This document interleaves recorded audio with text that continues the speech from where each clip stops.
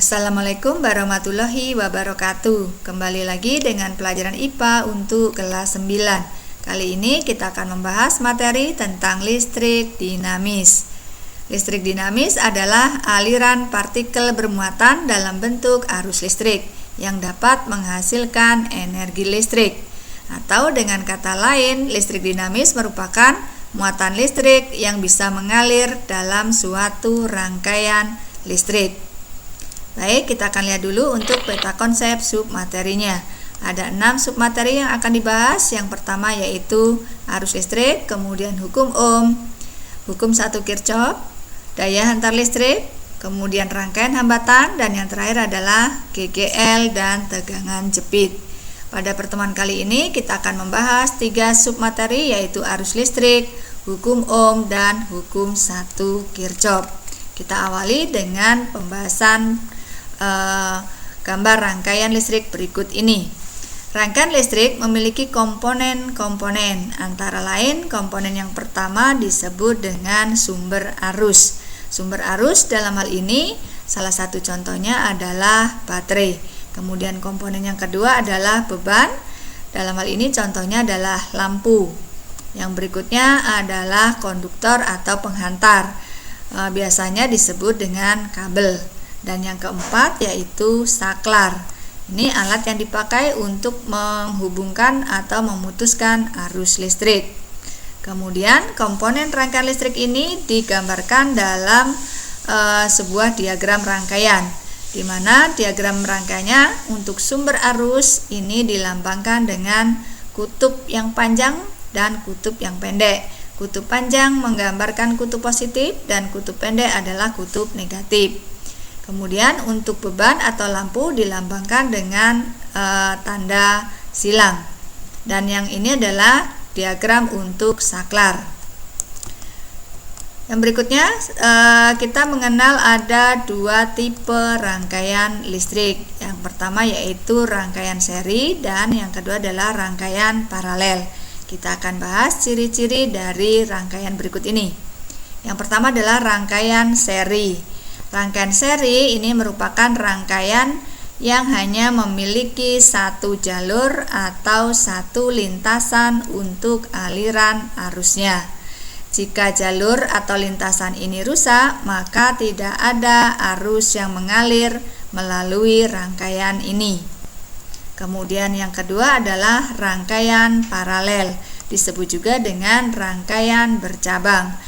Rangkaian paralel merupakan rangkaian yang memiliki lebih dari satu jalur, di mana jika salah satu jalurnya rusak, maka arus listrik masih tetap bisa mengalir melewati atau melalui jalur yang lain.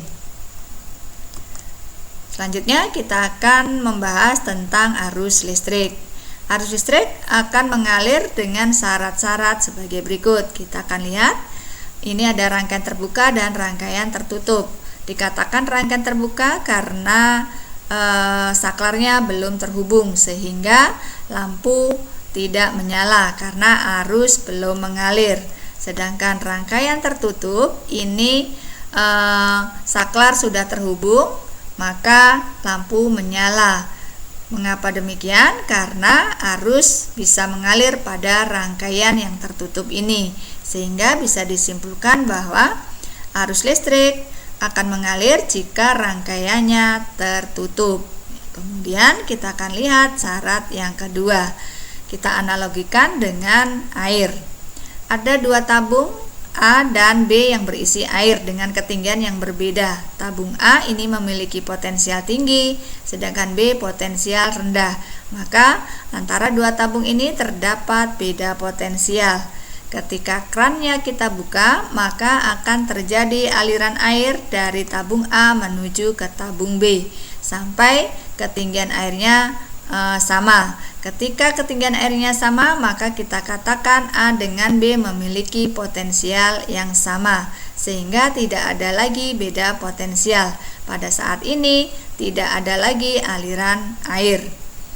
Dalam hal ini aliran air analog dengan arus listrik. Kita akan lihat dua buah benda yang bermuatan listrik, A dan B. A memiliki potensial tinggi karena muatan positifnya lebih banyak, sehingga ketika dihubungkan akan ada dua arus. Yang pertama adalah arus elektron yang mengalir dari B ke A, dan yang kedua adalah arus listrik mengalir dari A ke B. Kemudian contoh yang kedua adalah C dengan D. C potensialnya rendah karena muatan negatifnya lebih banyak atau muatan positifnya lebih sedikit. Ketika dihubungkan, maka arus listrik mengalir dari D ke C dan arus elektron mengalir dari C ke D. Contoh yang ketiga, benda E dan F, E memiliki potensial rendah dan F memiliki potensial tinggi, sehingga arus listrik akan mengalir dari F ke E, sedangkan arus elektron mengalir dari E ke F. Bisa disimpulkan bahwa arus listrik ini mengalir dari potensial tinggi ke potensial rendah, sehingga bisa mengalir ketika ada beda potensial. Maka syarat supaya arus listrik bisa mengalir yang pertama yaitu rangkaiannya harus tertutup dan terdapat beda potensial listrik. Selanjutnya kita akan melihat bagaimana menentukan arus listrik dan arus elektron. Perhatikan pada rangkaian listrik berikut ini. Ketika saklar dihubungkan, maka terjadi aliran. Yang pertama adalah aliran muatan positif disebut dengan arus listrik yang mengalir dari kutub positif menuju ke kutub negatif atau dari potensial tinggi ke potensial rendah. Begitu pula sebaliknya, arus elektron mengalir dari kutub negatif menuju ke kutub positif atau dari potensial rendah ke potensial tinggi. Kemudian kita akan menentukan besarnya kuat arus listrik. Perhatikan pada ilustrasi gambar berikut ini. Pada rangkaian tertutup ini, arus listrik akan mengalir. Semakin banyak muatan listrik yang mengalir, maka semakin besar kuat arus listriknya. Maka disimpulkan bahwa kuat arus listrik ini merupakan banyaknya muatan listrik yang mengalir dalam setiap waktunya, atau dituliskan dalam persamaan matematisnya adalah I sama dengan Q per T, di mana I adalah kuat arus listrik, satuannya dalam ampere, kemudian Q adalah muatan listrik dalam kolom, dan T adalah waktu dalam satuan sekon.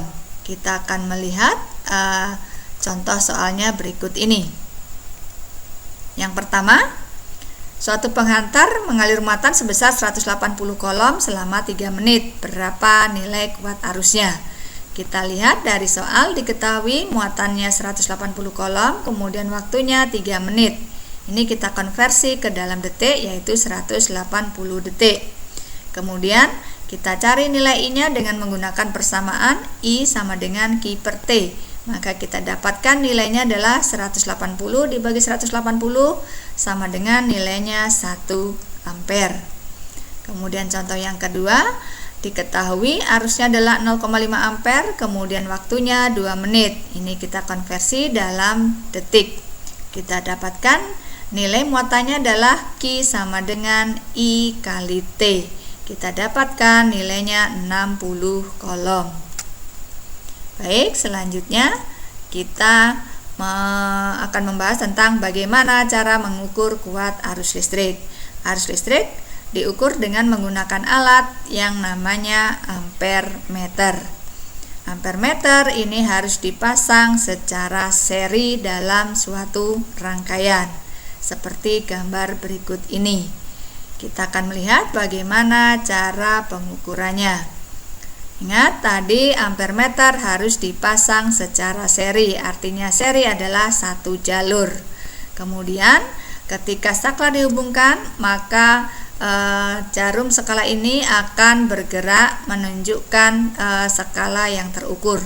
Bagaimana cara membaca skalanya? Kita akan melihat contohnya berikut ini.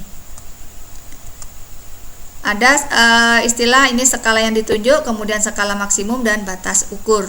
Ini untuk mencari atau membaca skala pada ampermeter, kita gunakan perbandingan skala yang ditunjuk berbanding dengan skala maksimumnya, kemudian dikalikan dengan batas ukurnya.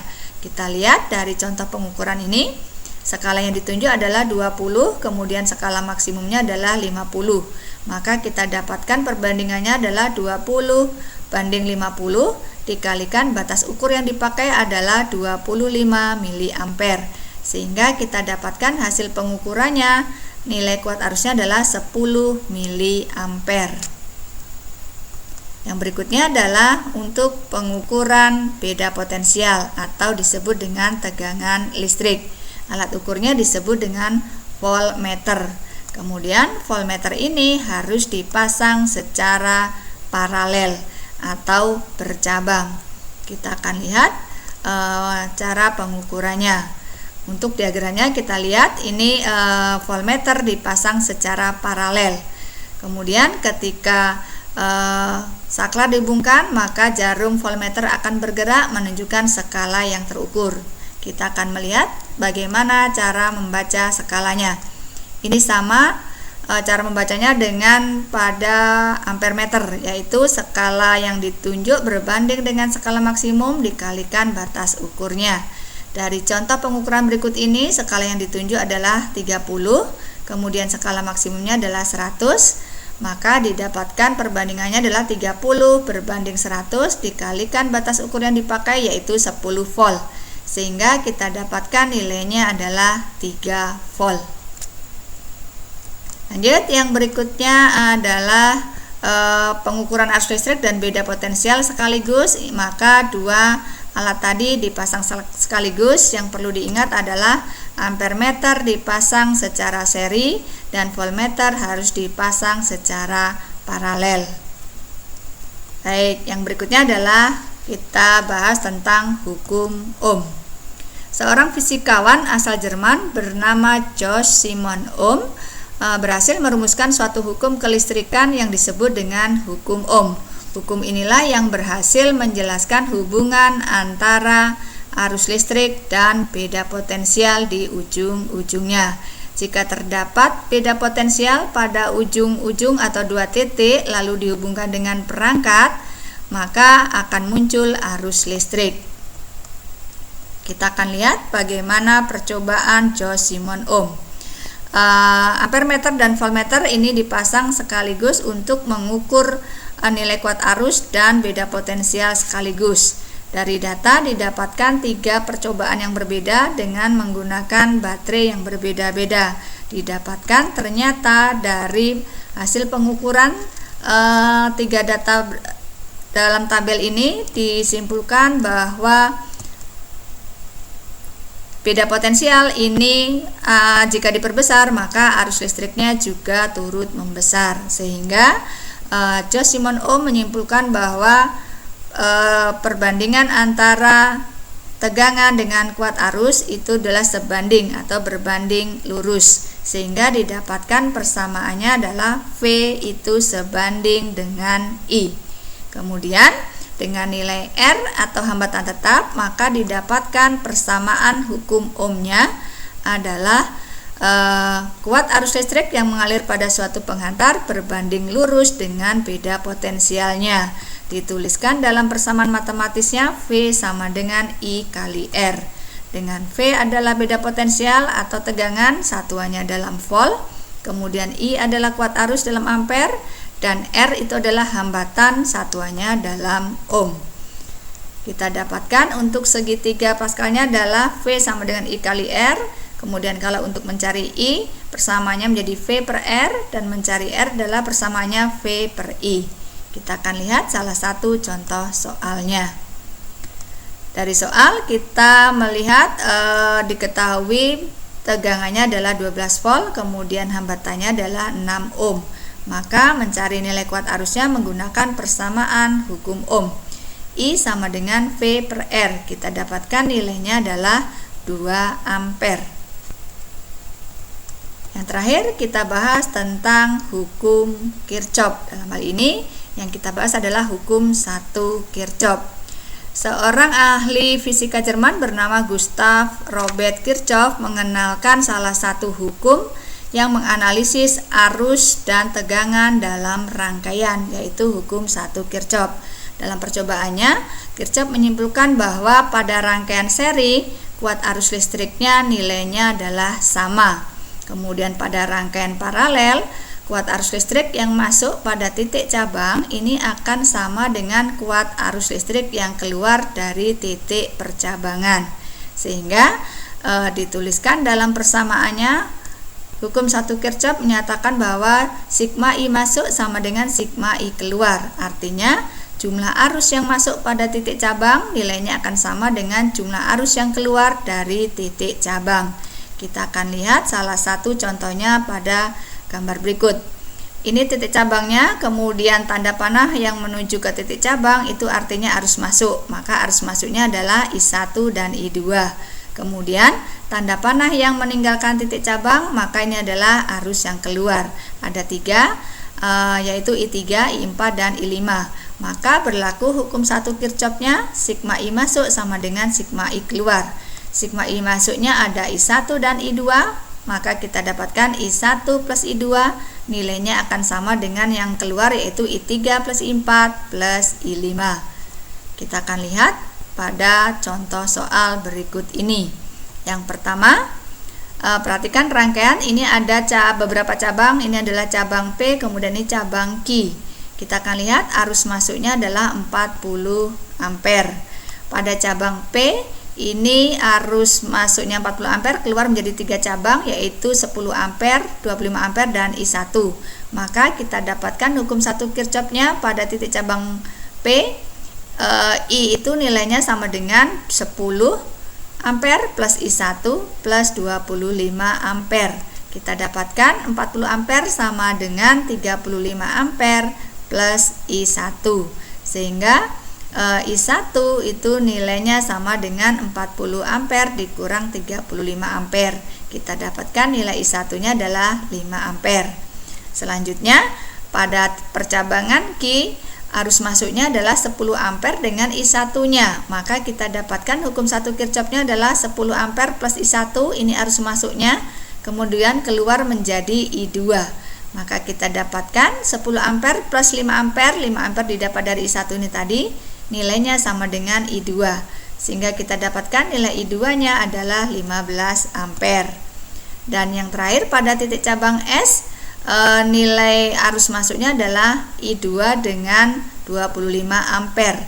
I2 tadi adalah 15 plus 25, maka nilainya sama dengan arus keluarnya, yaitu I3. Sehingga I3-nya adalah 40 ampere, sama dengan arus masuk I di sini. Contoh yang kedua, yang berikutnya kita lihat gambar berikut ini. Ini ada arus masuk sebesar 20 ampere, kemudian ada 2 titik cabang. Di cabang yang pertama kita lihat untuk perbandingannya diketahui jika I1 berbanding I2, nilai perbandingannya adalah 1:4 dan I3 banding I4 adalah 1:3. Kita akan mencari masing-masing nilai I1 sampai dengan I4. Yang pertama kita lihat dulu pada cabang yang ini. Arus masuknya adalah 20 ampere, keluar menjadi I1 dan I2. Kita dapatkan nilai I1 itu adalah, perhatikan dari perbandingan di sini. I1 nilainya 1, I2 nilainya 4. Maka perbandingannya untuk nilai I1 ini adalah 1/5. Jadi untuk I1 ini 1, ini dijumlahkan 5. Maka I1 nilainya adalah 1/5 dari 20 ampere arus masuknya. Maka kita dapatkan nilai I1 adalah 4 ampere. Selanjutnya kita akan melihat I itu sama dengan I1 plus I2 pada cabang ini, sehingga kita masukkan, kita dapatkan nilai I2-nya adalah 20 dikurang 4 ampere. Kita dapatkan nilai I2-nya adalah 16 ampere. Selanjutnya 16 ampere ini menjadi arus masuk, keluar menjadi I3 dan I4. Kita akan melihat I3 nilainya adalah 1/4 kali I2. Dari mana? Kita lihat dari perbandingan ini. I3 nilainya 1, nilai seluruhnya adalah 4, maka I3 nilainya adalah 1/4 dikalikan nilai I2-nya, karena arus masuknya adalah I2. Sehingga didapat I3 adalah 1/4 kali 16, I3 nilainya adalah 4 ampere. Yang terakhir, nilai I2 itu sama dengan I3 plus I4. Tinggal kita masukkan, kita dapatkan nilai I4 adalah 16 dikurang 4, sehingga nilai I4 adalah 12 ampere. Baik, demikian tadi pembahasan kita mengenai muatan listrik atau arus listrik, kemudian hukum Ohm dan hukum 1 Kirchhoff. Cukup sekian untuk pertemuan kali ini. Kita akan lanjutkan lagi pada pertemuan yang akan datang. Saya akhiri. Wassalamualaikum warahmatullahi wabarakatuh.